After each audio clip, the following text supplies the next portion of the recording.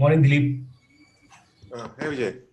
Hey, thanks for joining the session. I think we've got 11 guys who have joined in. If you want, we can wait for more, and we Yeah, can.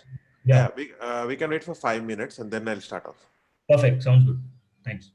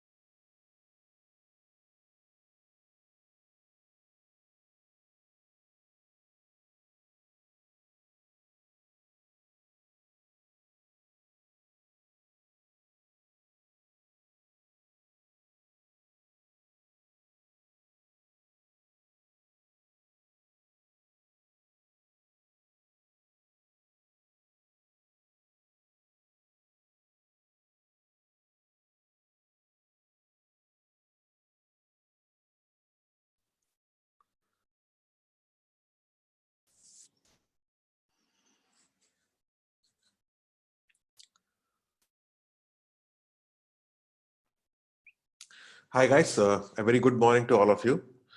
So before we start, just want to set the expectation for this session. What I want to say is, so this session, it's like how to solve a business problem using data science. So again, this session has been designed in such a way that everybody should be able to follow, like, even freshers as well as experienced folks. But the takeaways for the freshers will be slightly different from the experienced folks overall. So because for the experienced people, you have a different level of takeaways. For the freshers, you would have different level of takeaways. But overall, I think everybody should be able to take something overall here, and there is nothing to worry over here. So some expectations for this session. So this session is more like a conversation. It is not like any teaching that is kind of going on. It's a conversation that is happening with a thorough discussion of a case study. So I will keep asking a lot of questions over chat. Okay. And I am not stuck upon, okay, completing this session, exactly like, okay, this is all I want to complete. I'll start a conversation. Okay. Then I'll give you some takeaway thoughts overall, like, okay, do this. Then maybe somewhere down the line, maybe in a month or so, I'll come back and then we'll pick up where we left, or we'll revise what we have and again take up some portion. So today what we are going to do exactly is we are going to go a little bit into the trenches where we'll take up the problem statement before actually even you apply data science also. Like before you apply data science, what happens? What are the processes that happen behind the scenes? We'll just try to take a sneak peek and take a real example and try to understand step by step how we kind of do this.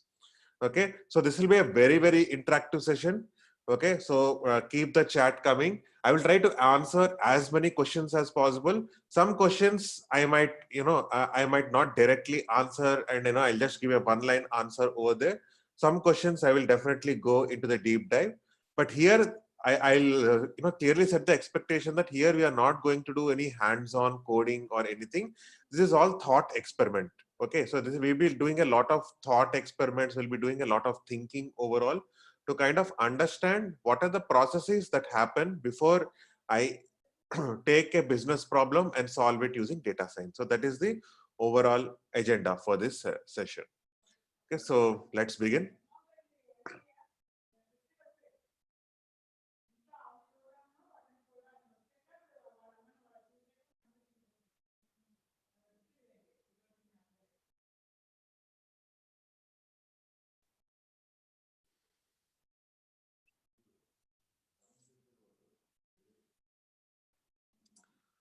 Okay, so to begin, we have this how to solve a business problem.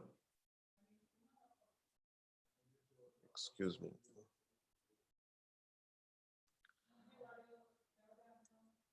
So this is a picture. I think some of you have already seen this, but now I want to bring another perspective over here as to what are the expectations of data science. Okay, so typically in data science, right, people work with stakeholders. Okay, now people who are in this chat, right, how many of you are kind of working with some stakeholders, as in you are doing this solution, you are building a solution for people, but they are not exactly in the same field as you are working. For example, software engineer working with a marketing person, something like that. Okay, so those of you who are freshers, that's okay, not relevant for you, but others who are working, are you kind of working with stakeholders day in and day out? And if you can just type out who is a stakeholder you're working with currently or worked in the past. Okay, great. CEO, awesome. Others? CFO. CFO, great. Then finance team, CEO office, healthcare provider, executives, great, awesome. So these are the stakeholders that you work with. Okay, so one of the very, very important and the kind of critical thing that happens, especially here, is the stakeholder is typically a person who is non-technical or technical person not completely aware of what happens in data science. Okay, so most often what happens is you are working with people who don't know what data science is. From their point of view, data science is either a money churning machine or a magical hat which kind of provides answers directly without any further thought. But actually what happens in data science is many different pieces kind of come together as kind of an orchestra. Okay, so that is what is very important. So data science is a team sport. Okay, so if you are a data scientist who is working and you are working with different teams, you'll be working with a data team who is kind of providing you access to data overall. You'll be working with an infrastructure team. You'll be working, you'll be using statistical tools, right? So you will be working with various different tools together and then try to create a data science solution. So it is not that, okay, the data problem comes and you are individually solving it. That doesn't happen in an organization. You're always working in a team. Okay, so we'll try to understand this process very clearly with the help of a case study. Okay, very simple case study. Okay, so this Yum Eats is like a surrogate for say Swiggy, Zomato and all that. Okay, now a question to you guys. how many of you used to, okay, let us go pre-COVID times, right? Which was your favorite, Swiggy or Zomato? From where did you kind of order food? Okay, Hiren is saying Zomato, both. Okay, cool, great, awesome. So nice. So you are aware of Swiggy and Zomato, Uber Eats and offers. Okay, interesting. So now, now this company, right, Yum Eats, has decided to enter the subcontinent. Okay, and then they say that they have some data. They want to analyze the data and help you increase the revenue and growth. So they have exactly told you that you need to kind of cut your spends with minimal damage and simultaneously find ways to increase the revenue stream. Okay, now this is very interesting. So they are saying increase the revenue and they're saying cut the costs or cut the spends overall. What is the problem with this mandate, like where you're supposed to increase the revenue but do some cost cutting? What is the fundamental problem that you see in this particular statement? Again, feel free. Marketing effort is discouraged, improve ops. Okay. Those are more like operational issues, but there's a very fundamental issue over here where you're saying increase revenue while cutting costs. Okay, optimizing costs. But there is there something fundamental that you're seeing in this entire framing of the problem statement itself? They contradict each other. Exactly.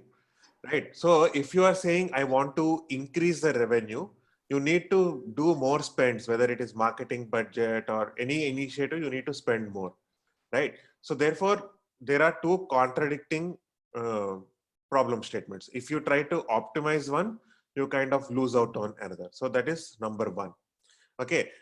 There is another second problem. Okay.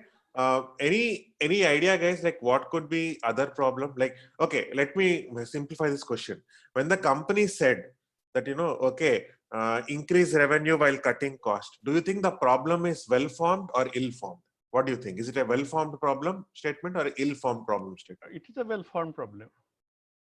It's a well-formed problem. Okay, great, awesome. Anybody else?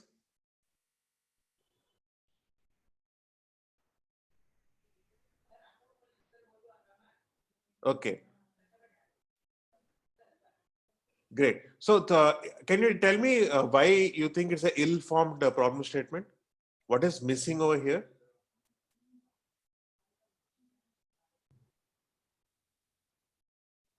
So again, what we're trying to do is, I'm trying to say that business wants this to happen and they say, okay, data science team, solve it.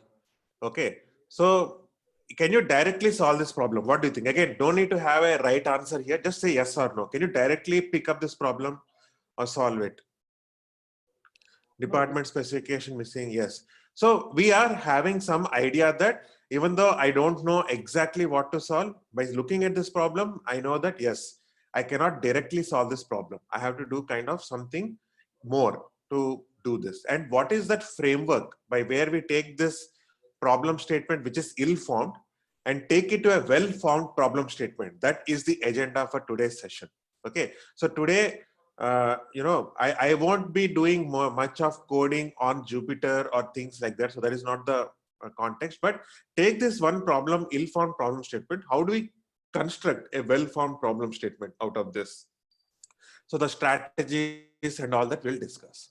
Okay, so yes, only after establishing cost cut could be considered. Those are details. So we'll go into the details later. Right now, all that I'm wanting to establish, right? I'm just saying that, okay, this is a problem statement we need to think through, right? So yeah, Ryan, so your question, right? When you enter a market, it takes time to get revenue without investing. Okay, great. So that's the earlier slide for a while. Just yeah, once, sure. Once. No, earlier. Yeah. Earlier. Yeah. Thank you. Thank you. That's all. Yeah. Okay. Cool. So yeah. Ryan, with respect to your question, right? So that is there, like, when it times to get revenue, take time to get revenue without investing, all points well taken. For now, let us just stay with the focus of the problem, because there is some something that I'm trying to arrive at. Look, there are some market related things and business related things we'll discuss.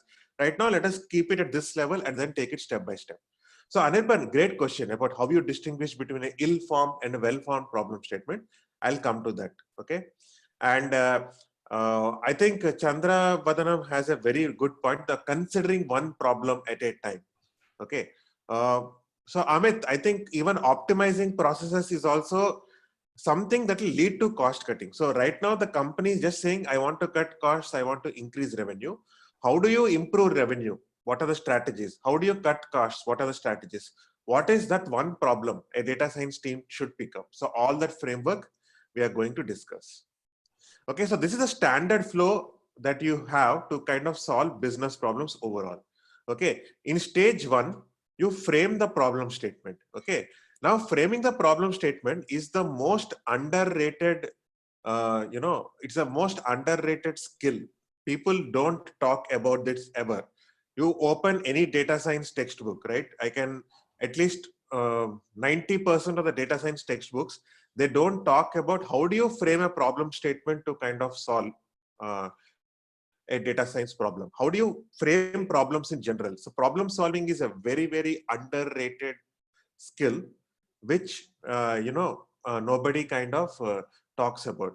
So this session is actually going to focus on just this one stage, frame the problem statement. Other stages, I will just touch on a surface level. We will come to these sessions maybe sometime later. But right now we'll be focusing more on framing the problem statement, because this is where, exactly, we are stuck over here. So I will talk about how do you distinguish a well-formed problem and an ill-formed problem, and what I mean exactly very shortly, because today's session is all about understanding ill-formed problems and well-formed problems. Okay. So these are the standard flow to solve business problems. And typically, when you come to a data science role, you spend a lot of time in stage 2, stage 3, and stage 4. Okay, so you talk more about data acquisition, data preparation, model selection. Okay, but what happens in real businesses is stage 1 is a critical thing. Okay, so now tell me this. I have a very good solution to a very bad problem. I have a okay solution to a good problem. Okay, for your business. Now, which of these two would you choose for your business? Okay, so let me just kind of write it down. Okay, and this will be very, very interesting to kind of discuss. So I have a bad problem statement.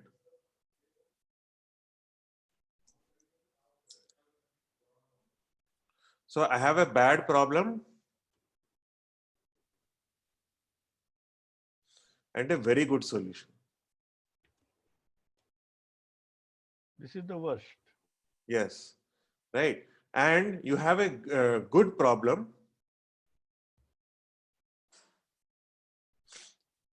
but say decent or okay solution. Right. So when I have a bad problem, a good solution. So this is typically what happens in real life. People, because in the in the zeal to kind of quickly solve problems, people typically say that, okay, this is a bad problem, and I typically say that, okay, I have this problem, I'll solve it, I have a good solution.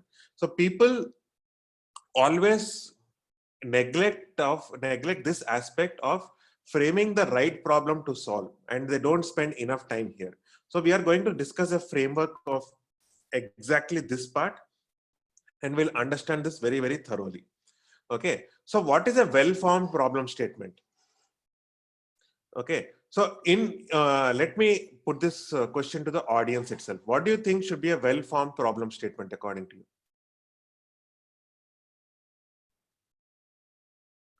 Now, it's a very open-ended question, but let me say, what is a well-formed problem statement according to the business? Okay, logical is something. So the problem should be logical. Abhinit has a wonderful answer. Goal should be clear. I would like to say something.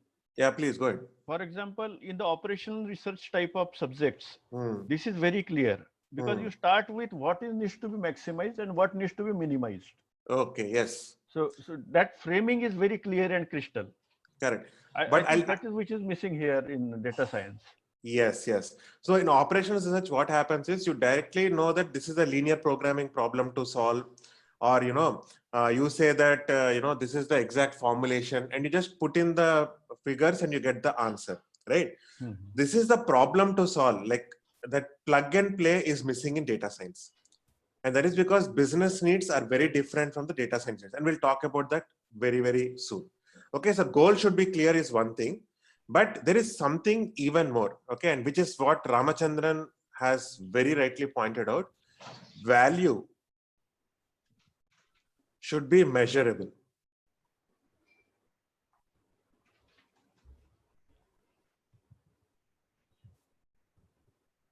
The value should be measurable and quantifiable is a very good thought behind a well-formed problem. And one very, very important is scope is defined. So the scope is defined and limited. That is also a very important part of a well-defined problem statement or a well-formed problem statement. For example, in your improve revenue and cut costs, your goal is very clear. Value measurable, you can definitely see that the revenue increases, the cost decreases, so you can measure everything. But the problem is the scope is too broad. Improve revenue, there are 100 things I can do to improve revenue. Cut costs, there are 100 things I can do to cut costs. So if I should be able to define the scope clearly, and then once the scope is defined, the value should be measurable, the goal should be clear. And Usha has also very rightly pointed out, it should be doable within the time frame mentioned by the company, right? So some people say that, yes, exactly, Krishna, one goal at a time, right? So when you have a huge problem, pick up micro problems, solve it, prioritize your problems, which ones to solve, and then pick up the problem statement. Okay, so these are some of the thoughts behind a well-formed problem statement. Okay, so right now we have a very vague problem statement, and we kind of then take up what is a well-formed problem statement and take it step by step. Okay, so if you typically see the iterative process of defining a problem statement, right? You have 3 steps. One is you understand your problem, you scope your solution, and you plan your data sets. Okay, so today's session, we are going to be very, very focused on understanding the problem.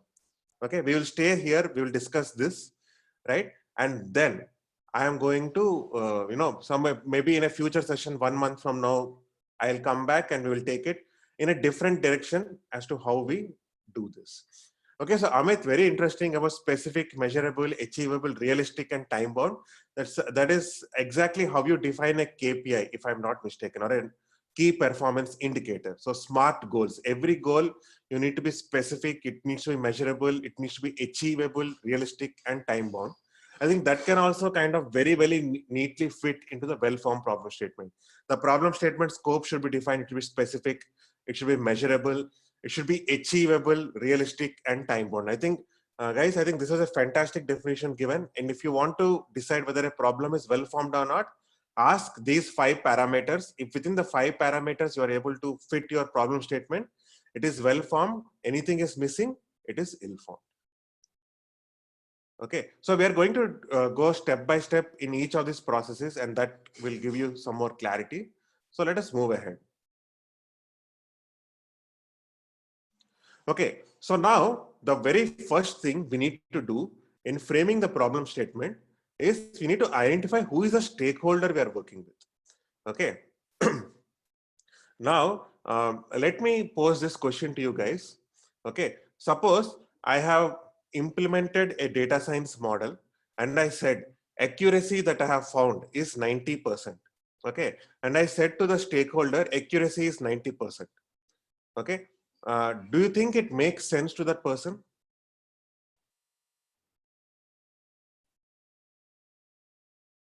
Do you think when I say accuracy is my 90%,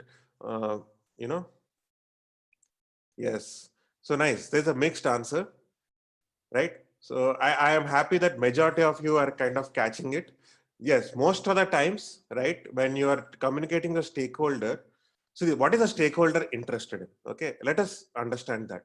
Can you kind of pick up? So you mentioned CEO, CFO, and all those guys, right? So suppose I'm working with a CEO for something. Sorry.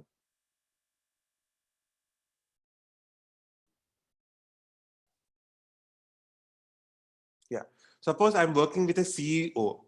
What statement works best? By deploying this model, I have improved the revenue by 5%, or by deploying the model, I increase the accuracy by 10%. Okay, improve model by 5%, option A, right? Or increase revenue by 10%, which is option B. Okay, Gaurav is saying revenue. Others, what do you think makes the right sense? Improve Yes. the model. Yes, yes. So, that revenue increase, like where you are trying to improve or increase that revenue, that really makes sense for the stakeholder, right?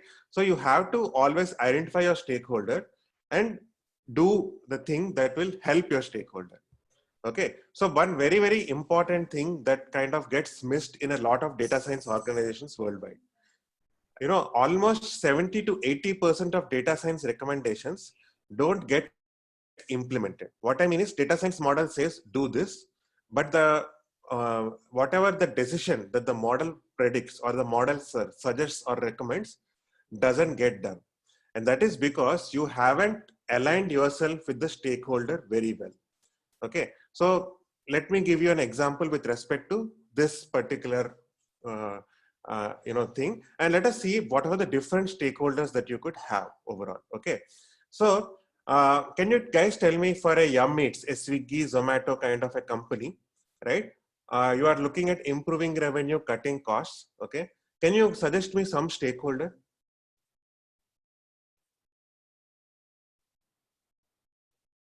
Any stakeholder, any stakeholder overall?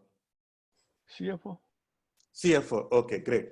So when I say CFO, right? So this person is a chief financial officer. Okay, so when a person is a chief financial officer, what is the one thing they're going to be always looking at and worried about, right? In our context, it will be one of the biggest component of cost. Costs, right? So anything with respect to costs is what the CFO is going to be worried about. Okay, so the CFO is kind of focused only on cost, right? So anything that you propose, right, it has to cut the cost, and it has to help the CFO kind of show that, okay, costs are getting cut. Okay, now let me take another stakeholder, say venture capitalist. Now, what is venture capitalist focused on?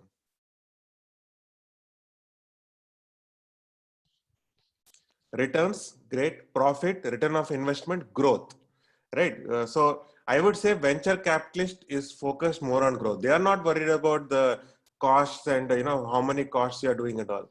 They want to see that big growth. So then your data science solution that you see should go growth, right? Now do you see, like, if you're working with an investor, your data science problem will change from the time you kind of working with a CFO, right?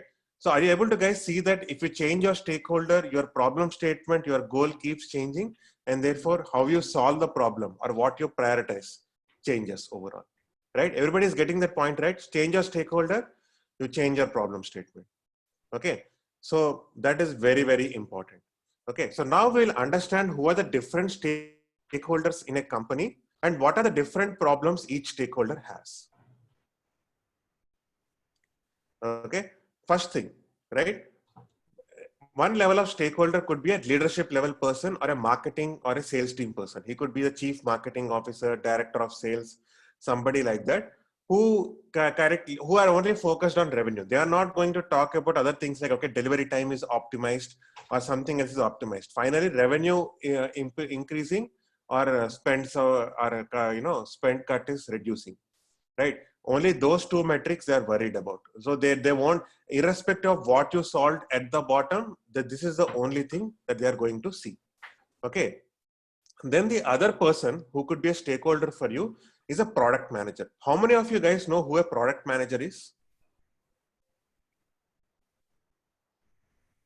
Anybody who doesn't know who a project manager is? Okay. Let me give a brief description of a product manager.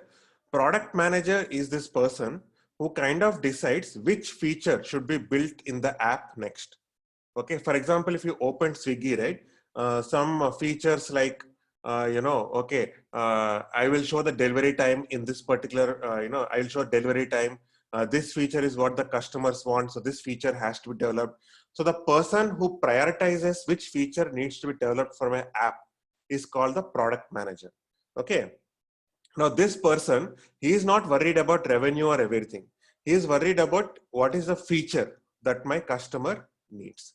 Okay, so when you are working with a product manager, typically what the product manager gives you is, he gives you data on user behavior. So based on data of user behavior, he will expect from you which features are getting adopted the most, which features are not getting adopted the most. So based on that data, he sees that he will deprioritize some features and kind of set up the roadmap for other features. Okay, so that is a product manager type stakeholder. Okay, next stakeholder is an engineering manager. Okay, so engineering manager is kind of always focused on the maintainability of the product. So if you are looking at the engineering manager at Yum Eats, he is going to be focused on what is my server cost? How many servers are being churned up and running? Can I shut down some servers at some particular times? Okay, now if think as a data scientist, like if an engineering manager has come to you and is asking, I want to shut down some servers at some particular point of time. I want to pull up servers at some particular point of time. What is the first thing that you're going to do from your data?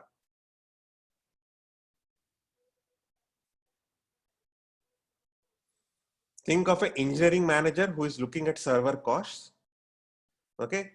And you are trying to solve his problem. Analyze the load on each server, correct? Something more fundamental. Usage and statistics, exactly. First thing I'm going to do is I'm going to take each hour how many active users are logged into the app. Okay, based on that, I decide that, okay, from this time to this time, there is a huge usage. From this time to this time, there is less usage. From there, I kind of refine and further analyze. Exactly like, okay, this is the engineering requirement that is there. And therefore, this is how you can optimize server cost. So that is the engineering manager stakeholder. See the difference? When a product manager, you're looking at user features, engineering manager looking at server loads, leadership person, you're looking at revenue. And then there's an executive person who kind of comes between the leadership and the bottom line. Okay, so they are not worried about which feature customer is using or which server is getting a load or so on. They have exactly a very micro pain point and they are looking at you for solving that particular pain point. Okay, so that is typically who an executive stakeholder could be. One example could be there's a marketing manager who has been running campaigns but is not getting any kind of ROI on his campaigns. Okay, so then he comes to you as a data scientist with the campaign data. Okay, then you as a data scientist work on the campaign data, give some insights to him so that he can do a better job with his marketing campaign. Okay, so these are the different kinds of stakeholders that you'll work with. Okay, so clear who is the stakeholders and what are the different kinds of stakeholders you'll work with, everybody?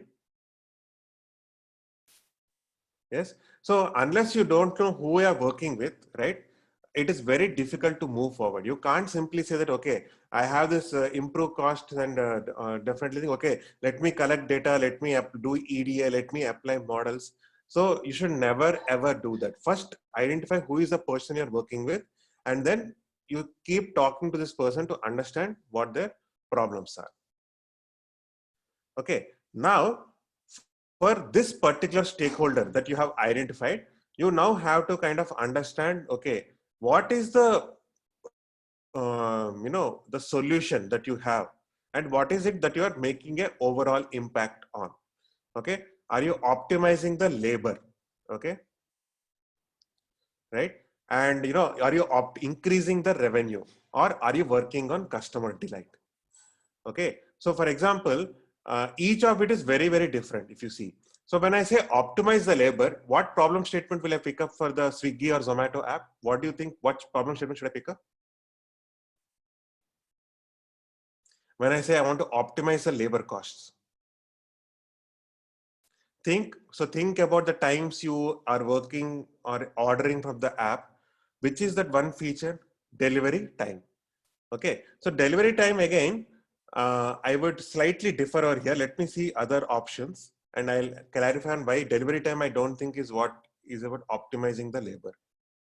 Delivery personnel, yes, so that I agree. Item handling to some extent. Let me stay with delivery personnel and take it from there. Logistic. Okay. Optimize, basically focusing on logistics. Logistics, okay. So if I kind of, dump it down even further or, kind of go to the bottom of this, I would say this is the problem statement. Okay. At this point in time, when I say labor, right? So what do I do? Very simple. What are the costs with labor? Okay. So typically for a delivery person, what is the cost model that you have, or how do you pay out to your delivery person? Right? So Amit is saying number of deliveries per unit of time. So we'll come to that. I think that's a very good way to frame it. But for labor, can you guys suggest to me some cost model? Are you paying a person per day, per delivery? Per kilometer.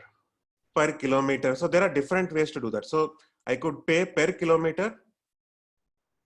Any other way I could pay this trip. person? Per trip.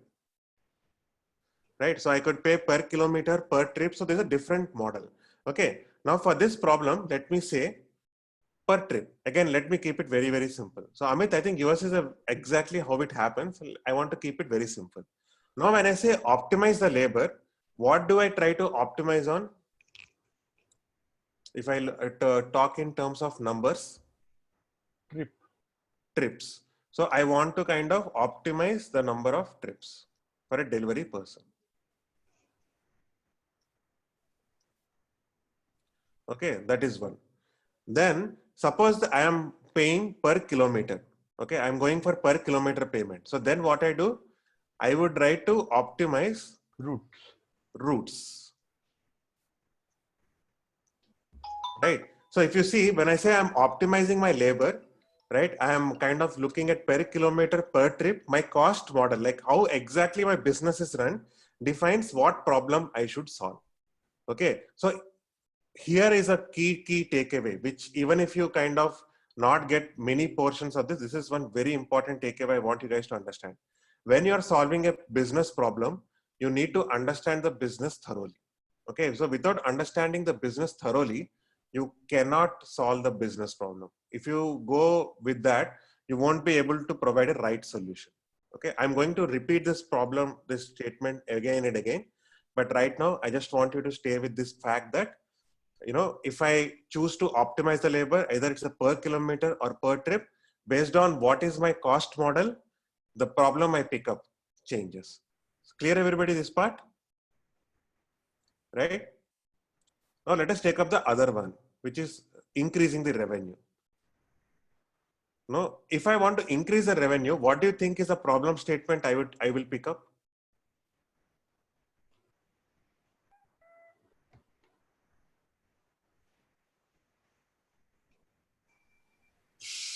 Customer orders. Customer orders. Great. So I would say customer orders. Now I want to kind of increase the customer orders. Right. Now, what are the strategies I will use to increase customer orders? Okay. So Karthik has a great thing about marketing. Right. So I am kind of focused on marketing campaigns. So here is exactly where I'm going to go for offers and things like that. Right. So when I do customer orders, I go for more marketing campaigns and more offers. Do you think there is any other strategy that could help in increasing the revenue? Upsell, cross-sell. Upsell, cross-sell. Great. Upselling and cross-selling. So that means, a current customer who is ordering, I kind of push some kind of a loyalty programs, as people are saying, loyalty programs, something like Zomato Gold or Swiggy Super. I will say Yum Ye or something like that. So loyalty programs. Now, based on this, right? So whether I'm doing a marketing or an offer or a loyalty program, from this point, I start thinking of what are the interesting data science problems to solve. Okay, so this is where I would say increasing the revenue, right? Yes, of course, there are other problems also, but I just want to give you the idea that when you say I'm looking at this impact, my problem statement changes. Okay, great. Now, when I say I'm working on customer delight, what do you think I'll work on?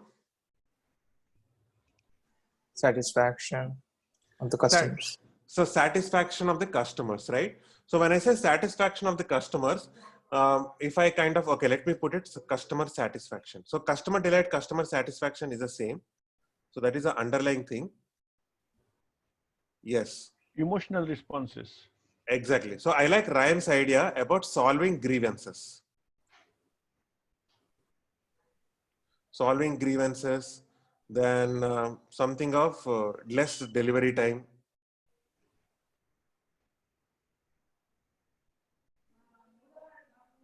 Okay, now let me stay on this a little bit. Okay, so when I'm working on customer delight, I talk about less delivery time.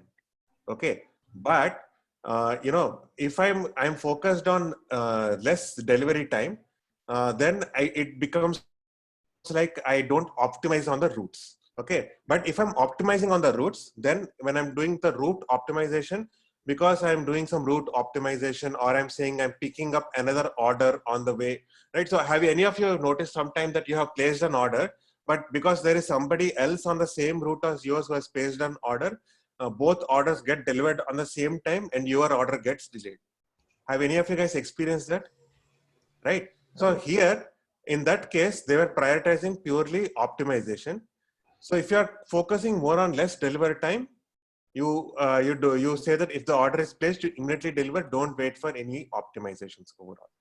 Okay, so why I'm putting all this is based on the goal or the impact that you create, your data science problem that you pick to solve keeps changing. So that becomes very important. So first set your goal post that this is exactly the impact my solution is going to create, and discuss that impact with the stakeholder. And then you decide, okay, this is what I want to kind of work on. Okay. Everybody with me so far? No doubts? Yeah. Cool. Now I take up business impact, and now I list down each of the problem statements that I can choose in each of my categories. Okay. So here is something I'll spend 2 minutes, maybe not much time here, but I'll spend 2 minutes in talking about how to talk to stakeholders. So most of you, or at least some of you, are business professionals who are talking to stakeholders day in and day out. And I know that you know this, but for the benefit of others, I'm just kind of repeating some key points of talking to stakeholders. The biggest difficulty to talking to stakeholder is, you know, they always have a blind man and the elephant view of the world. So everybody knows the parable of the blind man and the elephant. It's my favorite parable. Anybody knows, doesn't know? Yeah, we know. Great. So just to summarize for people who don't know, blind man and the elephant, nothing but, so there is an elephant, and you know, there are blind men who were led to the elephant and asked to describe what the elephant looked like. So the blind person who held the trunk told that the elephant is like a cylinder. The blind man who touched the side of the elephant told that the elephant is like a ball. A blind man who kind of touched the ear told that the elephant is like a fan. Okay, all of them were right in their own way, but when you put the big picture, they are completely wrong. Right? So that is what happens with the stakeholder. They have a very myopic or a microscopic view of the world. They tell their perceptions when they want to build solutions. But as a data scientist, you have to dig through and try to understand exactly what is required. Okay, so 2 strategies that really work when talking to stakeholders. Number 1, right? Take always opposite views.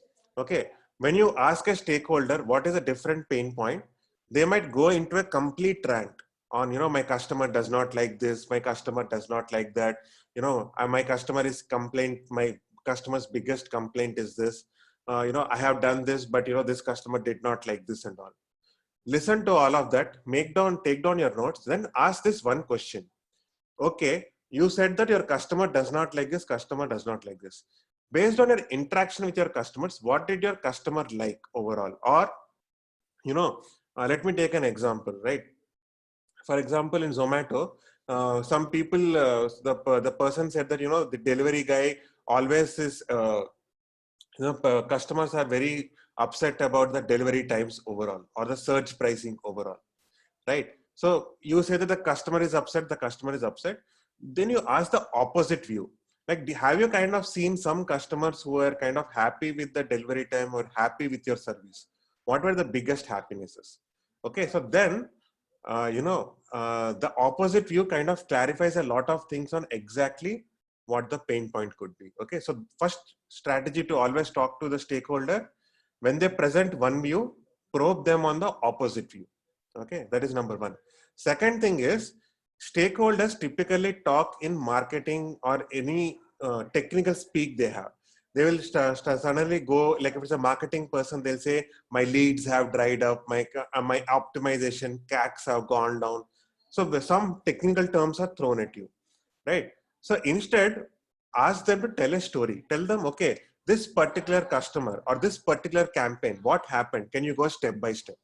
So when a person expands in terms of stories, things become very clear. Humans are great storytellers, right? For example, let us take the session itself. Okay, this session I am actually taking in terms of a case study. Because I'm talking in terms of case study, you're understanding this. But instead of case study, if I just simply said, okay, this is the framework, this is how it will work, right? You won't get that exactly, because I'm weaving a story and I'm telling, okay, if this is a stakeholder, what he would do. If that is a stakeholder, what he would do. In this case study, how will we break it down, right? So because I'm doing this, you guys are understanding very, very clearly what is happening overall, right? So communicating to stakeholder, right? Two key suggestions: talk in opposites and ask them to tell stories. So we are very good storytellers. We can sit hundreds of hours telling stories or listen hundreds of stories, right? So this will really help in terms of stakeholders. Okay, coming back to the main point.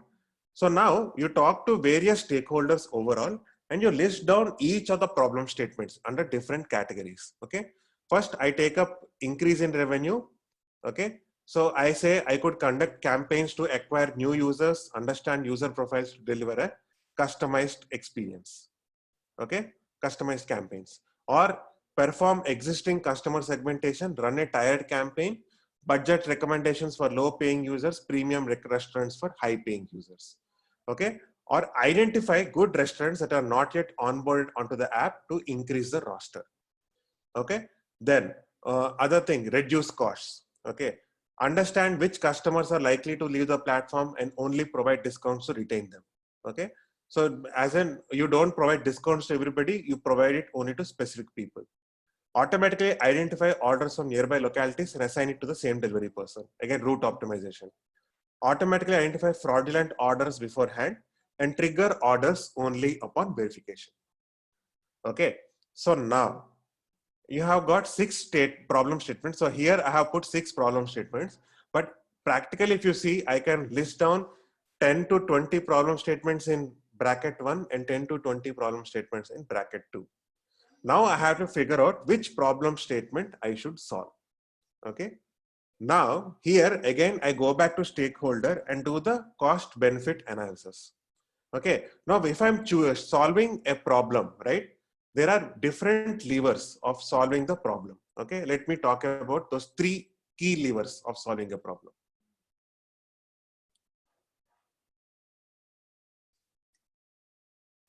So the key levers of solving a problem, according to me, is time, value,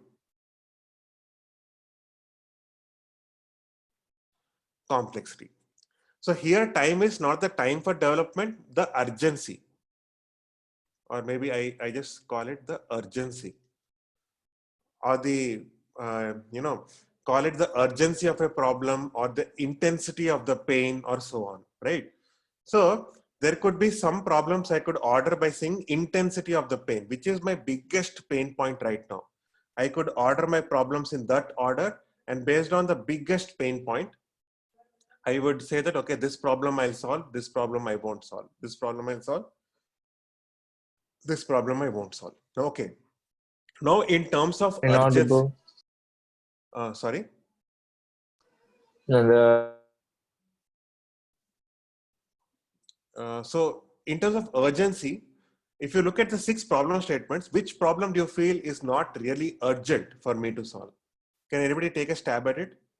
In terms of urgency, which problem should do you feel solving it does not really make sense?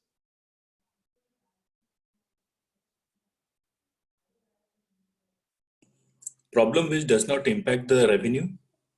Yes. So if you look at these problems which don't impact the revenue, like I have got 6 problems in front of you, right? I'm just asking, just think about a little bit. And if you can tell, which problem would you not solve if urgency was a single criteria? So why I'm doing this exercise is identify fraudulent orders and identifying good restaurants. Great. Okay. So from your perspective, you feel that fraudulent orders is not that urgent. Identifying good restaurants is not that urgent for me. Okay. So that's point well taken. Increase revenue, 3 new restaurants, right? So something like that. Okay. So in terms of, so what I'm trying to do is I'm saying that, if I look at these levers, I can shortlist problem statements and drop problem statements, which I won't touch overall. Okay. So time urgency, there is one lever. Now let us talk value. Okay. In terms of value, right? Exactly, Amit. You'll have to evaluate based on cost and benefit analysis. That is definitely that. This is some kind of a approach to kind of do some cost benefit analysis. Now let us keep aside the time or the urgency or the pain of the issue. If you look at value, right? Which of these problem statements you feel doesn't have that much value that I can drop this statement from this list? Okay, think in pure value of getting returns or value to the stakeholder. I think Vyom has a very good point of must solve versus nice to solve. So you need to prioritize your problem statements accordingly. Fraudulent orders. Fraudulent orders, great. Awesome. Okay. So right now, based on these 2 things, fraudulent orders is something I'm not going to solve overall. Okay, great. Awesome. Now, complexity, the difficulty in solving the problems. Okay. In terms of complexity, which problem do you feel is very, very complex overall? Understanding which customers are likely to leave. Understanding which customers are likely to do. Very complex problem. It's not so easy to do that. Yeah. Anybody others? Any other people who have some idea of which problem is very complex to solve overall? So in terms of complexity, because this is too complex right now, I'm going to park it aside. Conduct campaigns to acquire new users. This is also complex amongst these 3. Okay.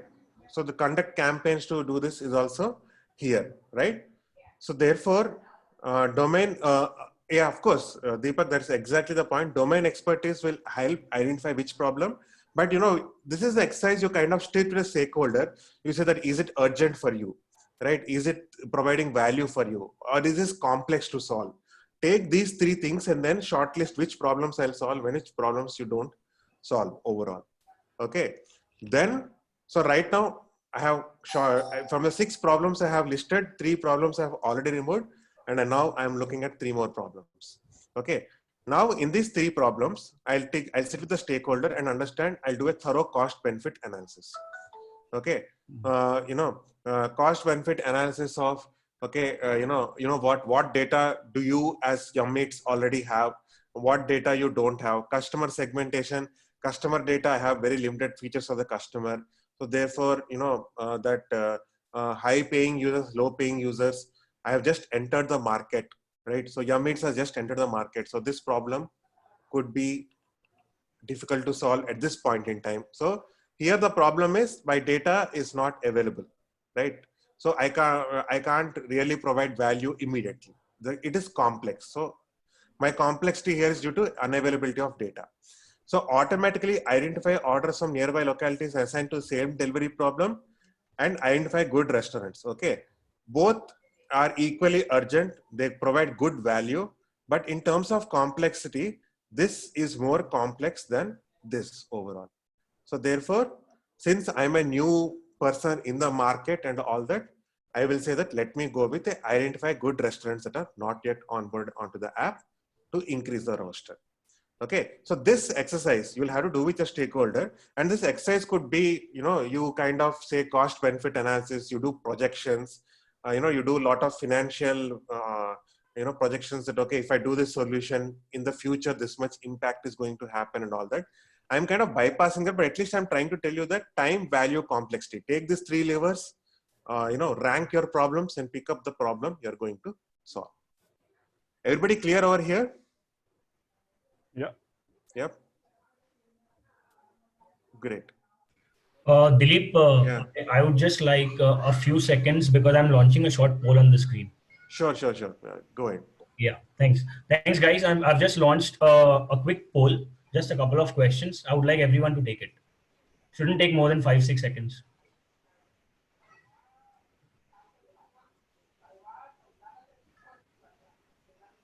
Great. I think we are 58 of us, so 60 of us. So I would like everyone to take it.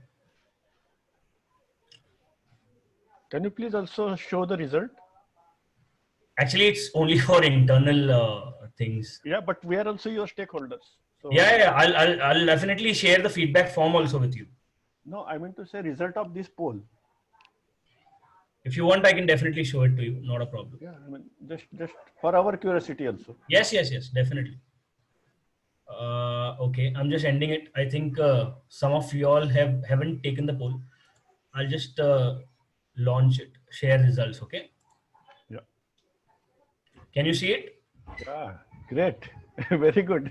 I mean, Yeah. that's what we were expecting, but sometimes when there are surprises, we all need to understand that. Yeah, it's basically only for internal users. Hence, we do not show. But yeah, if you wanted to see just a glimpse of it. That is for both of us, basically. Thanks a lot. Thanks a lot. Thank you so much. Yeah. So thanks for the feedback, and please do provide the feedback also so that we can optimize and do more such sessions like this. Exactly. Yeah, cool. So again, coming back, so we have identified the problem statement right now, which is identify good restaurants that are not yet onboarded onto the app to increase the roster. Okay. So do you think this is a well-formed problem statement? Okay. Again, let us apply the SMART criteria that Amit has proposed. So guys, is it specific? Yeah, It is specific. Is it measurable? little bit, not Yes. 50-50 we can say. Yes. Because they are new restaurants. Correct. So, measurable part is kind of missing over here. So it is specific. It is not measurable. Yeah. Achievable. Do you think it is achievable overall? Achievable. This is possible. I mean, Yes. most probably. Can somebody remind me what is R? Realistic. Realistic. Is it realistic overall? Yeah. Okay. And T is Timely. timely. Can be achieved in time. Yes. Do you think it can achieve in time? Yeah. This is Great. So the only piece we are missing, and that is what data science has to work on, is to kind of make it measurable, right? So from now we are going to take this forward and see how we can make this entire problem measurable overall, and we'll further define it in such a way that you can then apply a data science framework or a data science solution to this particular problem.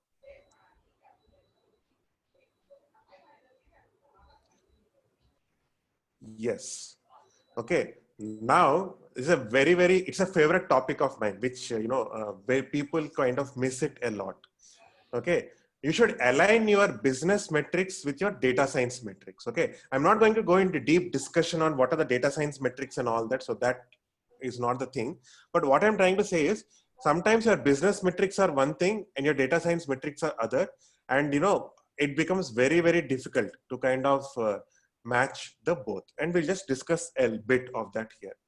Okay. Can you tell me, like if I'm saying identify good restaurants by targeting for onboarding onto the app, what could be the business metric behind this particular problem statement? Okay. So first of all, who would be the good stakeholder for this? Identify good restaurants for targeting, for onboarding onto the app. Who do you think is the person who would be responsible for this person? Okay. Marketing. Marketing. So can I say somebody like head of marketing could be the stakeholder over here? Yeah. CEO, Okay. CXO. So CEO, CFO is more revenue focused, right? Leadership, CEO. I'm not referring CFO, CEO basically. CEO. Okay. I just want to go a little bit level below because this is a very micro problem statement. So I'm working with a particular small team itself here. Marketing. Marketing. So I would go for a head of marketing, the business unit head, whose job is it to go to restaurants and onboard them onto the app. Okay. Or I would say somebody like a product person also. Product person, not that much, because product person would be only, they'll be focused on the product features. But restaurant onboarding as such as, a restaurant to be listed on the platform, that is more a B2B kind of thing. Why I'm suggesting product person? Because when you identify the restaurants, then veg restaurant, non-veg restaurant, this relates to the product. So that comes later. Like once you identified the restaurant and you brought it onto the app, then these things come to the product person. But before you identify, right, whether it's a good restaurant, should we have them on a roster or not? That is typically the B2B guy's call. Yeah. Okay, so I'll stay with this B2B guy. Yeah, correct. Okay, now if I say this B2B guy who is, whose job is it to get more and more restaurants under the Yum Eats umbrella, right? What do you think would be the KPI or the goal of this person due to which his career will go? How many identified restaurants are converted into, have joined the onboarding app? Okay, identified restaurants joined the onboarding app. Great. Others, any other thoughts?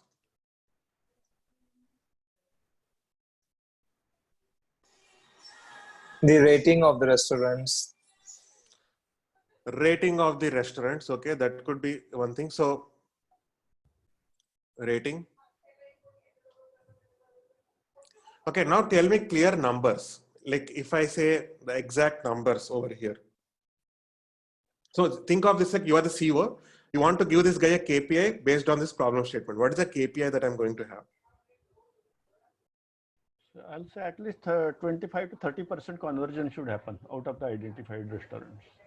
Okay, so you say that some 25 to 30% conversion should happen. That could be a good KPI.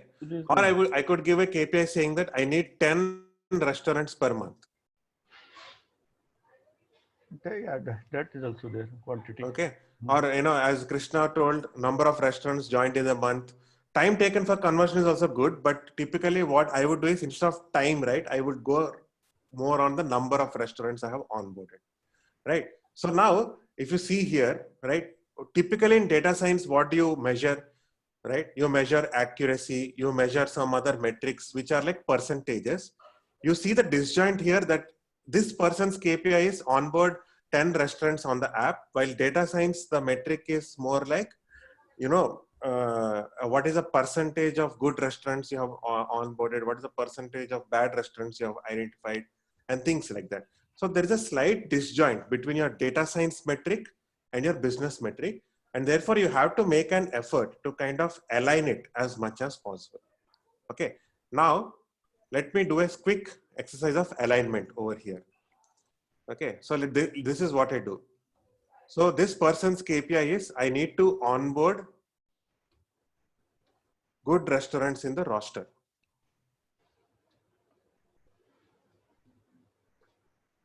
I need to onboard good restaurants in the roster. Okay. So let me say the KPI. I'm just fixing a KPI from my point of view. I would say the KPI is minimum 10 restaurants with average rating of those restaurants to be 4 or greater. So you should, it's not that you onboarded all restaurants. I fit the KPI such that I want the restaurants to have rating greater than 4. 10 restaurants onboarded, the rating should be greater than 4 overall, right? Now, let us go to the data science portion. Okay. Now in this data science portion, can you tell me what are the two mistakes you could make with respect to choosing whether it is a good restaurant or a bad restaurant? So let us say the classification problem, whether it is good restaurant versus bad restaurant. What are the two kinds of mistakes you could make? Could be a false negative for the restaurants when it comes to rating. Yes. So, okay, false negative, false False positive, or positive, yeah. yeah, those are technical terms. Tell me in plain English what exactly is happening. What are the errors I am going to make? Identifying a restaurant as good restaurant, although in reality it's a bad restaurant. Exactly. And the inverse, Opposite. right? So I can identify, A bad restaurant and say it as a good also. so I can identify an actually good restaurant as bad. Okay. I can identify an actually bad restaurant as good. Correct? Yeah, I can identify yeah. an actually good restaurant as bad, or I can identify an actually bad restaurant as good. Okay. Now, what I would ask is, let us look at each of the implications. So if I identify actually a good restaurant as bad, what is the implication for me, for the stakeholder point of view? What is going to happen? It is serious. Customer satisfaction will be hindered. Yes. It should not happen. I would It should tolerate not. the second one, but I will not tolerate the first one. Great. So I think you have gone one step ahead and you said that you can tolerate this. Yeah. Right. Yeah. But I won't tolerate this. But that is also a perception from different people. Yes, exactly. That's the point I'm trying to make. Now, according to Madhukar, so according to Madhukar, the first one I won't tolerate, second one I'll tolerate. Then somebody else, it will be the other way around. Like Anirban is saying, second one is more serious. Okay. Now let us look at the implications of the cost benefit analysis behind this. What is the thing overall, right? So in the first case, what is going to happen? I identified good restaurant as bad. That means I look at that restaurant, I don't onboard that restaurant. So that means in my roster KPI, I missed out that restaurant, and therefore that restaurant is not part of my roster. So because that restaurant could have been onboarded, I missed it. So I might have missed my KPI. Now in second case, right, I identified actually bad restaurant as good and I got it onboarded. I kind of see that, I kind of go below 4, right? Now the stakeholder has to take a call. Okay, what is it that I'm willing to live with? Is it identifying actually good restaurant as bad or actually bad restaurant as good?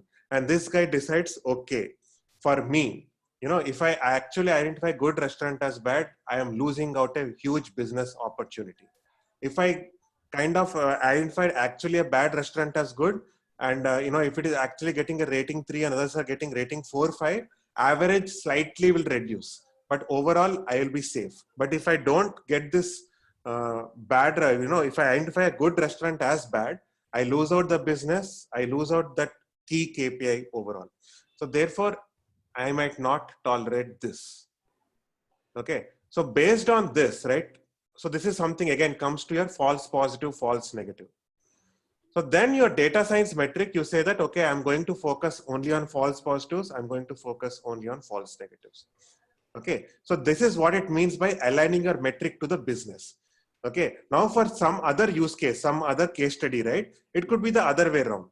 Okay. Or for some other stakeholder, right? If I'm replacing this stakeholder with a quality control officer of your app, right? Not the stakeholder. Now for a quality control officer, second one is something he will not tolerate. So you see here, there are so many moving pieces. You remove the stakeholder, you change the stakeholder, you change the use case, your metric alignment completely changes. Everybody clear exactly what is happening here, and you understand the rationale behind choosing how do you align your business metrics to your data science metrics? Clear? Dilip, one question. Yeah. Sorry about that. The previous slide, there were those 6 points, Yeah. 3 under revenue and the 3 under, I forgot if you can go back to the previous slide. So who prepares those lists? Are we supposed to prepare that? So typically what happens is you prepare that list with the different stakeholders. Like these are the business problems to solve. And typically, this is the call of the leadership. The leadership decides, okay, we are going to solve this problem. Okay, but the data science team is kind of involved because the data science team has to tell whether this particular problem can be solved using data science or not. Because when you're saying that the data science team will solve all these problems, if the team is not involved, they might choose some problem which are a bit so complex that you can't even attempt it. Right? So it's a joint exercise according to me. But again, company to company, it varies. So as I see, the data science guy is not only a technical person, he also has to be a business person. Exactly. Because if he's not I won't say he needs a business person, he needs to have business sense. As in, if he doesn't know something, like if he is not able to do this, he doesn't have enough domain knowledge, then in the data science team, there will be a business analyst whose job is it to provide business perspective and ensure that the data science projects are aligned to the business overall. If he lacks the business analyst background, he has to be a facilitator at least. Exactly. Yes. So again, from organization to organization, it varies. Okay, this thing. So Chitranjan has a question. By understanding the problem requirements from stakeholders, we classify them in revenue or cost or any other class of problem. So again, Chitranjan, this is just an example. I went with revenue and a cost perspective. In some other company or in some other use case, there'll be different perspective. But what I'm saying is, you need to have some kind of a structure to divide your problems and then solve which problem to solve and things like that. Okay, clear? Great. So therefore, now you decide that, this is how I align my metrics. Now I have aligned my metrics and everything. Okay, so now you list down all the assumptions you are making and verify with the stakeholder if needed. Okay, before you start working, list down each and every one of your assumptions. Okay, so let me take up this question. Many stakeholders, they will not want to zoom out and see the big picture, yet they expect magic from the data science team. So Deepak, that is exactly the problem why data science projects fail in a lot of companies. Okay, the management, the high level leadership level, they have very fixed views. They don't see the big picture. And because of that, the data science team has been tasked with a ill-formed problem, and there is a failure overall, right? This is a usual problem here. And that's why the only way to solve this problem is a data literacy across the organization. Like if your leadership exactly knows, okay, data science can do this, it cannot do this, right? So then they can marry their business sense with the data science things and just say that, okay, let the team attempt to solve this problem, and get all the stakeholders aligned and saying that, you know what, implement the solution of this problem. Because at the end of the day, I make the solution of the problem, but if the team does not implement it, I won't see the ROI of the solution. And that is also one of the major problems. So typically statistic, so I'll put this thing on the, obviously that statistic I have read across, and actually post this session, I'll share with you one ebook we have just recently written. Shweta and me, with a lot of inputs from a lot of people, we have written an ebook on art of business solving with data, and we'll share the ebook with you on the Slack channel. Okay. So, in that ebook, we have written this part, and this is actually a true statistic, that 87% of data science projects fail in companies.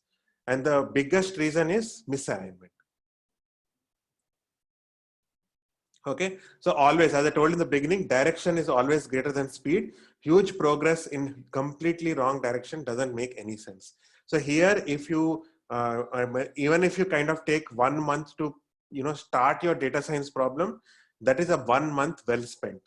People are usually impatient to kind of get to data and open Jupyter notebooks, write SQL queries and get the data, right? But if you are able to be more patient, if you are able to kind of do this really well, right, then this could really work.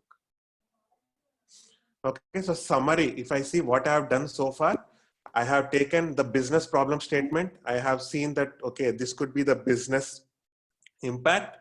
Okay, and then now here there's a small thing that I would like to say. I know good restaurant, but it's not measurable for me. What do you mean by good restaurant? Okay, So to decide what is a good restaurant, what I could do is I can say the rating bucket of a given restaurant. I could say it's a good restaurant if it is a rating of 4 and 5.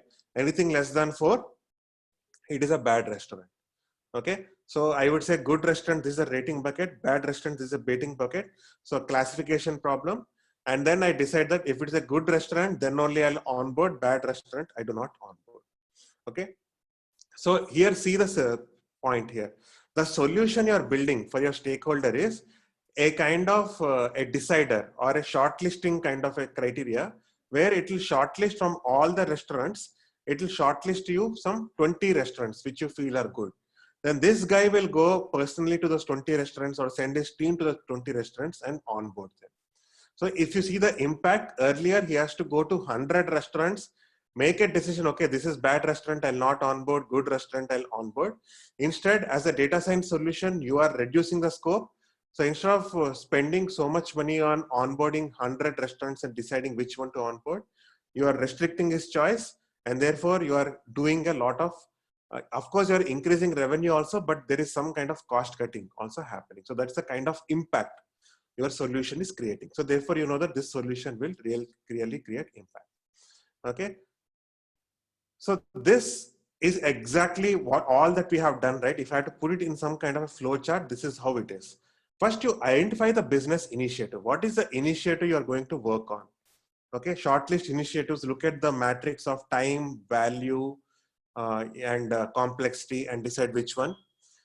Then you identify stakeholders. Exactly say this stakeholder, I'll identify this stakeholder, I won't identify, and so on. Once you identify stakeholder, identify the analytical entities. So analytic entities is nothing but what is your data source, from where you are going to collect data, how your data is going to be collected, and things like that. So those different data sources.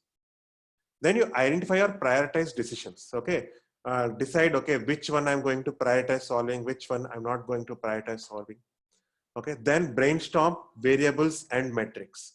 Okay, so decide on which variable I'm going to solve, which metric, how, like, you know, that aligning metric we have done, do that. Then you're trying to kind of get the actual scores over here, which scores you know, you want to kind of solve, which scores you don't want to solve overall. So those scores you kind of take up over here. So here, if you see, right, in the scores, the score could mean different things for different people. For example, here for me, the score is the rating or whether the restaurant is good or bad. So that score I take to kind of make a decision overall. Then I identify recommendations. Okay, these are the recommendations I should do, or these are the things I should do. Okay, in this case, my strong recommendation is these are the restaurants which are good, onboard these restaurants onto the app. So that is a clear recommendation I make. And then I map the scores to recommendations, and then I kind of try to implement it and see how it works. So this is typically the problem solving approach. So what usually happens is, you know, people directly jump to step 3 and they go to step 6. They don't really, you know, spend enough time on steps 1, 2, 4, and 5. But 1, 2, 4, and 5 are the key critical steps. A good data scientist from a great data scientist, these steps kind of set you apart. Okay, so now, you know, what we are trying to say is, you know, a well-defined data science problem with corresponding metrics, right? It is aligned to the business metrics. If it is not aligned, you can't really work. So here you need a well-defined data science problem with the corresponding metrics, and this is what you have done in frame the problem statement.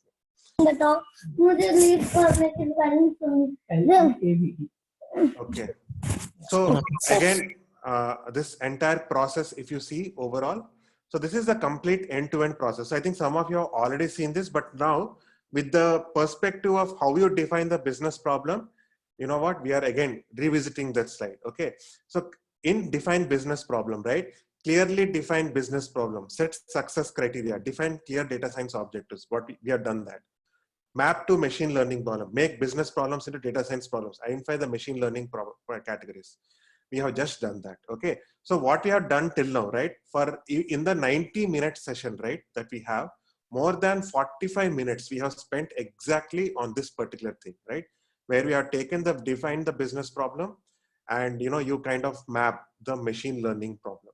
Okay, now this is a very key critical part where you are kind of struggling in, and you are kind of not focused over here. So if you are able to crack this part, right, the rest of the thing becomes sorted.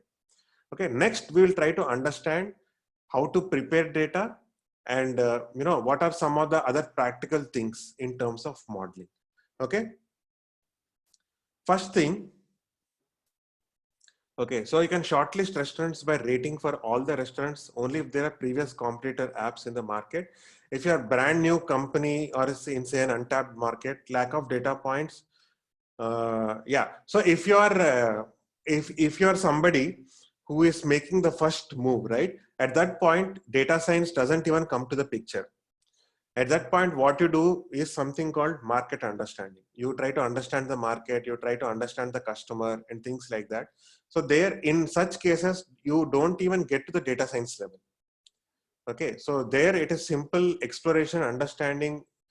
So at that, when you're just validating an idea, data science doesn't come into picture. That's why even in big startups, with, a data scientist is hired only when they have got maturity and they got some traction. Only 2-3 years after they got some traction and they're building scale, that they get in a data scientist. Otherwise, no company gets in a data scientist if they're just purely in the startup or exploration phase. Okay, so first thing you need to ask is, do you have the data? Or, if the data exists, is it labeled data? If not, how do you get it? Okay, now for restaurants, if you looking at the data problem of what are the identifying good restaurants, what do you think are the features overall? Can you somebody just think at the top of your head and type out one big feature that you want to say that I want to collect this feature. Okay, ratings, cuisines, reviews. Location. Okay, locations. Great. So now these are some of the low hanging fruits which I can pick easily, and this is data which is easily available, right? I can scrape my competitors web pages and I can get all this data very, very easily. Okay, so typically here what you should do is you should go for easy data, simple data first, and then you go for more hard data.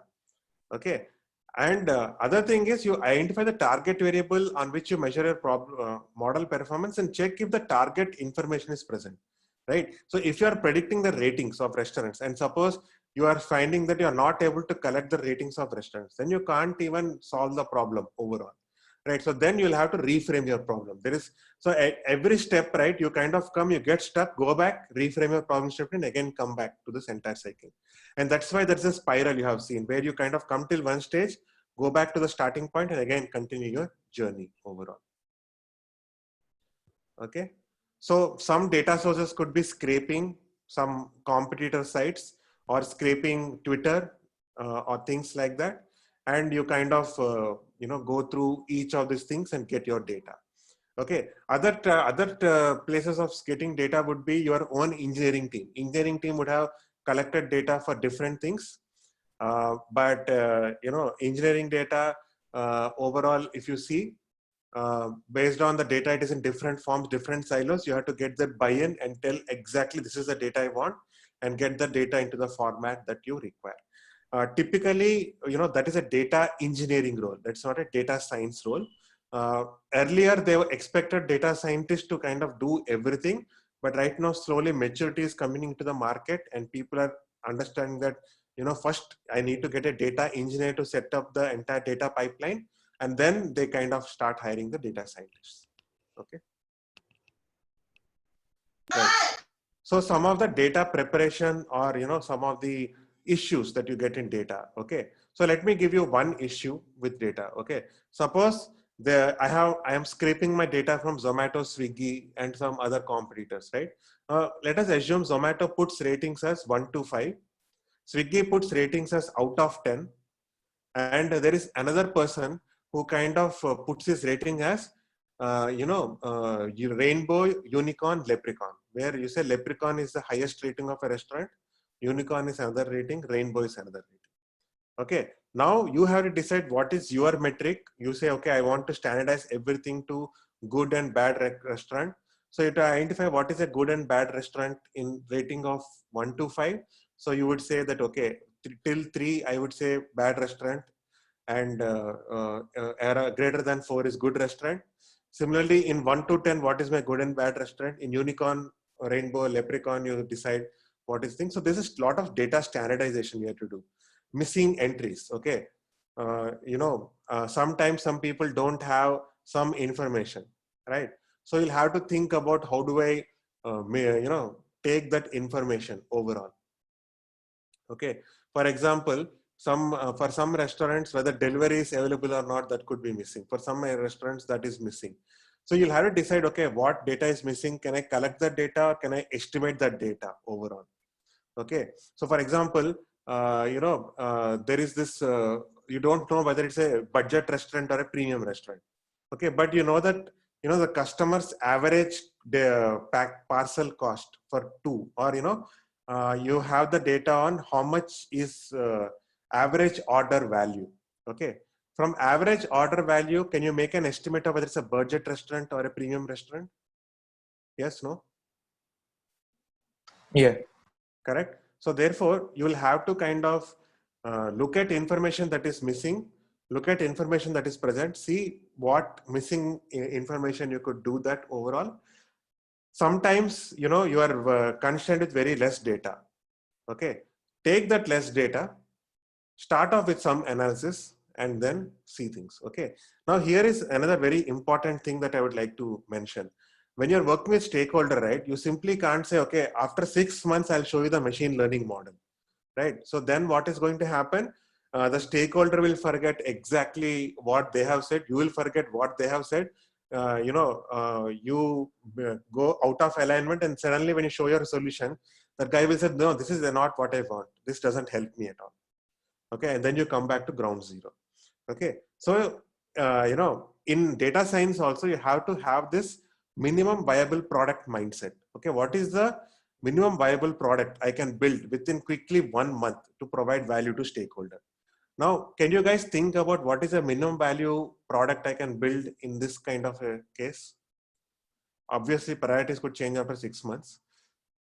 Now, here is my problem statement. Identify good restaurants, whether its restaurant is good or bad, right? What is the minimum viable product I can build maybe very quickly in 1 or 2 months for my stakeholder, which can give him some value? Firstly, identify the restaurants in your own company that you have tied up with, and then show the differences, and probably that's a start. Yeah, that's a good start. But can you kind of slightly think in terms of product? Like if this is a product, right? What is the product I'm going to give to my stakeholder?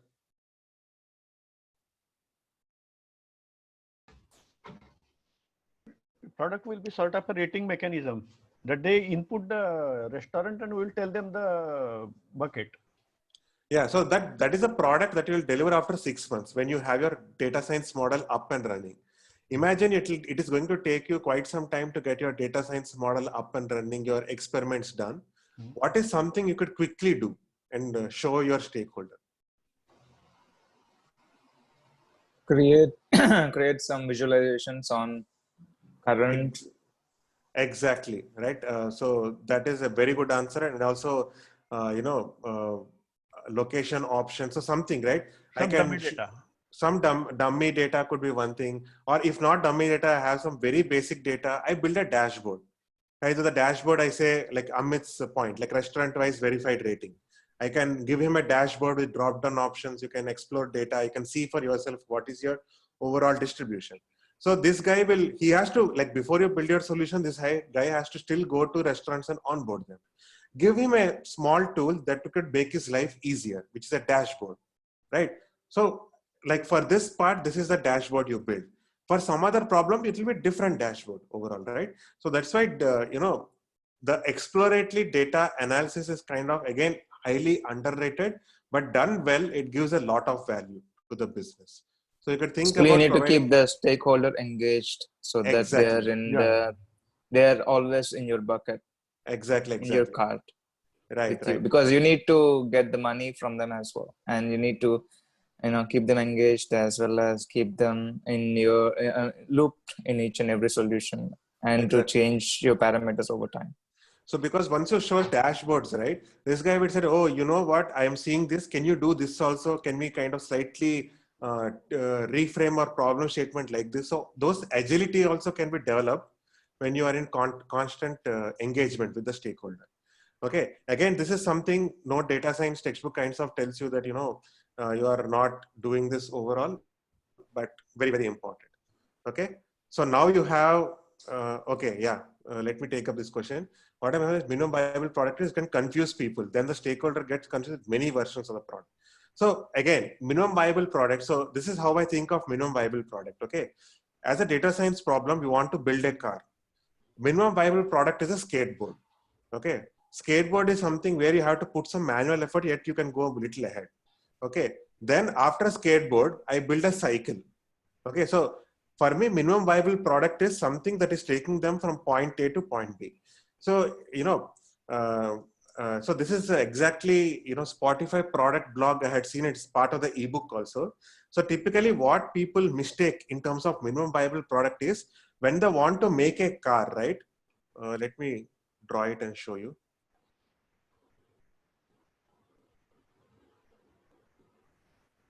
Okay, so when I want to build a car, excuse my drawing skills. Okay, when I want to build a car, the typical mistake where, you know, the confusion which you are mentioning is going to happen is when you kind of build something like this. You try to start building this, you try to build wheels separately, and then you try to integrate. Okay, so this is what typically people make mistakes when you're building minimum viable products. But actual minimum viable product, when you build, you should build a skateboard first. Then you kind of build a cycle overall. Then maybe you build a bike and then you build a car. Okay. Exactly. So this also gives them exactly that, okay, is this the problem that is there? Is it solving my problem? And at early stage itself, you might reframe your problem, scrap the project and everything. The cost there would be very, very less. The overall idea is to start small and then move step by step. Start small, move step by step. Even when you start small, identify the core pain point, and that pain point must be solved. Like, you know, for a car, transportation is a pain point, not the chassis in which you have to seat a person, right? So that's exactly. Again, in terms of a car, it becomes very easy, but when you actually go ahead and do that, right, it's a little difficult. So I'm going to take 10 more minutes. Our session is going to extend by 10 minutes. I hope it's okay. Okay. So next, other things, right? You know, you'll also have to decide in terms of model selection and evaluation. Okay. For example, is it okay for you to have black box solution, or you want interpretability? Like, how have you decided it's a restaurant or not? So, okay, in our case, do you think it is important for the stakeholder to understand how we have decided it's a good or bad restaurant, or you still you feel a black box solution? Okay, good, bad, I'll blindly execute. What do you think from your perspective? No, they have to understand how we have come to that perspective, the solution. Exactly, right. Right. So you need to know this sense. Now let me take another use case, say cancer detection or a tumor detection. Do you think a black box solution suffices there, whether you have you have cancer or not? Or for the customer who is looking at things like that, you need to understand, okay, how did you detect I had cancer? Depends on the stakeholders. Stakeholders, right? But if I'm saying, looking at myself as a customer, okay, like a general person, I don't know, I don't have the expertise to understand that. For that person, like if I'm looking at a cancer detection, for me, a black box solution would suffice. Okay. Right. So black box solution means I just put in the model and I get the output. I don't understand how I got the output. I don't look at interpretability of the model. Right. Or in further terms, I don't look at, if I'm saying this restaurant is good, which features contributed to making this restaurant good. I'm not bothered about that. Okay, so that is what I mean by black box solution. Okay, the other thing is time versus quality. Okay, now suppose you are looking at a stock market prediction. So if I'm looking at a stock market prediction, right? Do you think stock market prediction, I need a result very quickly, or can I run the model for 30 minutes and then get the result? It actually depends whether you wanted real time or batch processing over historic data. Correct. But think of it like you are trying to do a stock market. Based on the analysis, you are going to put money in the stock market, right? So at that point, in the simplest case, right, you kind of want to do day trading. Yeah, exactly. You want quick results, right? Now, for cancer detection, do you want the result quickly, or you are willing to wait for a day or two to get an accurate result? Right? Accurate result. Exactly, right? So you see, you change your problem statement, all these levers of time, quality, black box, interpretable solution, everything keeps changing. Okay. So you'll have to have that communication openly with your stakeholder and exactly understand that, okay, this is what I want, this is what I don't want. And based on that, select your model. Okay. Further, let me tell you, okay, each model, like for example, if you go for a deep learning model, you kind of require GPUs, you kind of require huge GPU servers and all that. You are a startup, you can't afford that. Okay, so then you say that, okay, you know what, I'll compromise on the quality of solution, but I want a very decent solution with the cost. So that time maybe you go for a simple machine learning model, right? So sometimes you know that you have the right solution, okay, but you don't implement it. Classic example is the Netflix. Okay, so a few years back, Netflix conducted what is called a Netflix prize competition, where they said they wanted the community to propose an algorithm that improves the recommendations overall. Okay, so they got a very state-of-the-art algorithm, which was like 10 years ahead of its time. Okay, at the end of the day, what happened? Netflix decided not to implement the solution. Why? Because they felt that the engineering team felt that if you implement that solution, the engineering implications are too high and they will not be able to provide recommendations in the right amount of time. Okay, so sometimes engineering and business considerations can kind of define your data science decisions. Okay, so based on all these things, you kind of decide which model to choose. For those of you who have not yet come to the models, don't worry here, but if you can kind of understand that these are the things, these are the constraints, you kind of choose that particular model. So now that you have identified the model, you set up the training and everything, you do the evaluation and all that. Okay. So then the last stage is solution presentation. Okay. You present the solution. So tailor the presentation to the stakeholder and keep repeating in the presentation how your solution is improving that person's KPI. Okay. So if your solution is not affecting that person's KPI in a positive manner, that person is not going to implement the solution and you won't see a ROI on your solution. And second, and the most important part over here is, along with existing problems, tell that, okay, I have solved this problem for you. I can solve these problems for you and show follow-up solutions of what you can further improve the stakeholders' life, because then you get more projects and your team is engaged. Other thing, focus on decisions and findings. Typically data scientists, what they do is accuracy is this, or EDA, I got this. But actually EDA, I got this, therefore you must do this. Accuracy, I got this, therefore you must do this. Focus more on decisions rather than findings. Okay, so this is what you need to do. Again, I include all crucial visualizations. Okay, so typically what I see data science presentations is, you have done 100 graphs, people put all the 100 graphs and try to show to the stakeholder.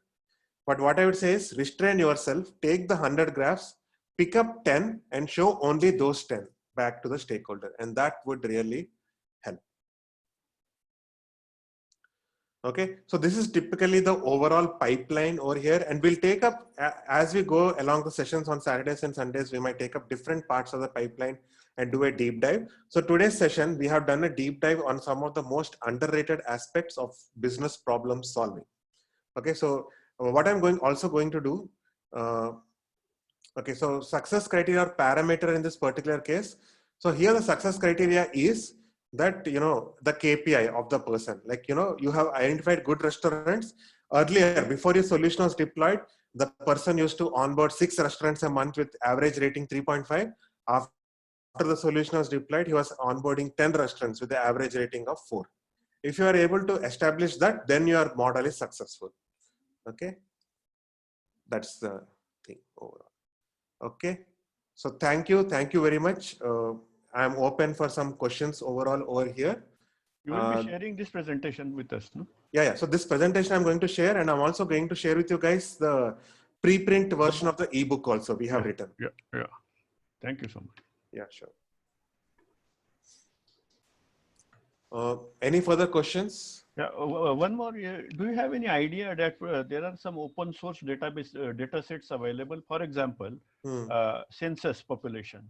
Yes. There should be some open data sets. Yeah. In the similar way, are there any data sets in our existing case list of hotels?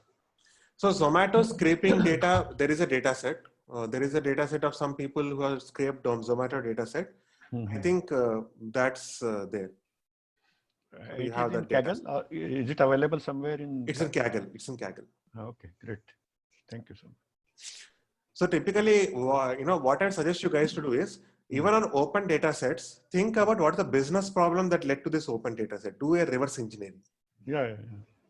Okay, so when you do the reverse engineering, your critical thinking will develop, and you are not stuck about, okay, I have the problem, but I don't have the data. Thank you, guys.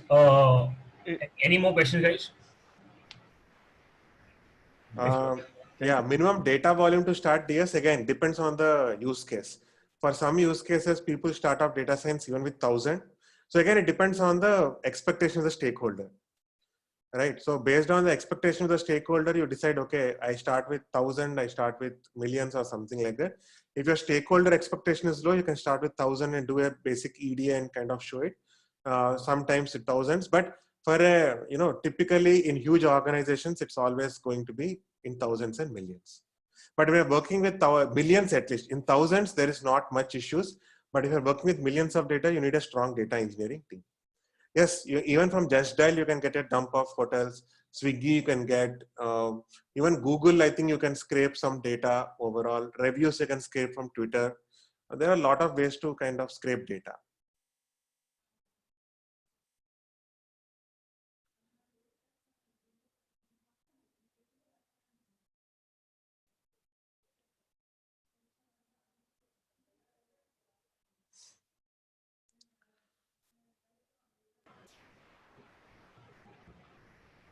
Yes, great. So thank you guys. I hope this session was good.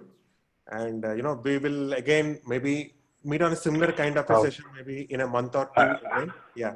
Hi, Dilip. One question, please. Yeah, please go ahead, Vishal. Yeah, I just wanted to know, the data science project takes months to, deploy the solution. So maybe in the upcoming lectures, I might be interested to know what takes it so long. Like coding, I'm sure not takes 6 months. Yeah. But exactly what is the process, why it takes so long? So today is exactly a sneak peek into why it takes so long. So two reasons why it takes so long. Number one, misalignment with the stakeholder. As in a stakeholder, like, a misalignment to the stakeholder, that is one. Second thing is data unavailability. Like, there is no proper data pipeline set up over here, right? So that is also one case. Okay. Because if everything is available, it should not take that long, right? Yeah. If everything is available, it don't take long. But typically what happens is, they don't have a data pipeline, they don't have a data lake or things like that. So that's why you do that. Okay. So web scraping, we might do it in some of the future sessions. So one of the Saturday sessions, we would do definitely some kind of web scraping. Don't worry about it. Then, other things is like, usually other times it gets delayed because people have not formed the problem statement correctly. It's ill-formed problem statement. And most of the times ill-formed problem statement is because you don't understand the business case properly. Because you haven't understood the business requirements, the business things properly, you go with a very ill-formed problem statement. And because you go with the ill-formed problem statement there, you kind of get stuck because you don't know where the data is, you don't know how to collect data, then you have to reframe your problem statement and things like that. So the real data science and actual data science, the gap is just that in real data science, you are given a problem statement, you said, you are told to improve the accuracy. Even on Kaggle, right? You are given the data set, you are given the features, you are told, okay, improve accuracy. but that is not data science. Data science is something beyond that. So if you today you see, right, we have until 9:50, 9:25, right, from 8 p.m. to 8 a.m. to 9:25, what we have done is exactly what happens before you list your problem on Kaggle. Right. Right. So that is the difficult part. That's what takes time. Correct. Thanks a lot. Yeah. So scraping data from public domain, typically the tools you use are, I think Selenium is one tool you use, Scrapy is another tool you use. So if you want to kind of go ahead and explore the tools, you can explore these tools overall.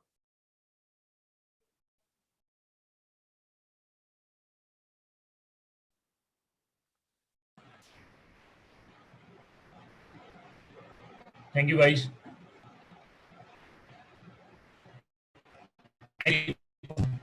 Yeah. So guys, I've shared the feedback form with you. Please fill it. We'll share the recording, the deck, everything with you on Monday, and we'll. Thanks a lot. Thank you. What will be the next time we will be interacting? I think next Sunday will be off. I think Saturday sessions will be. I think you'll get the communication. I'll tell the team to send you an email regarding that, because next is Ganesh Chaturthi, right? We'll send an email. And next time, when we'll be taking the next Saturday coding, let them specify what topics we'll be discussing, what homework people need to do. Sure. Because there are, for example, once the agenda was sent for 5 days. Okay. And we missed that today exactly what will be covered. If we were sure that day 2 will be covered this time, at least we can do some homework. Got it. I'll pass on that feedback. Yeah. Thank you. Thank you. Thank you. Thank you, guys. So I think we are good to leave the meeting now. I've shared the feedback form with you, sharing with you again. It would be great if you all would give feedback. Thank you for the wonderful session. Thank you, guys. Enjoy your Sunday. I think we are good to leave now.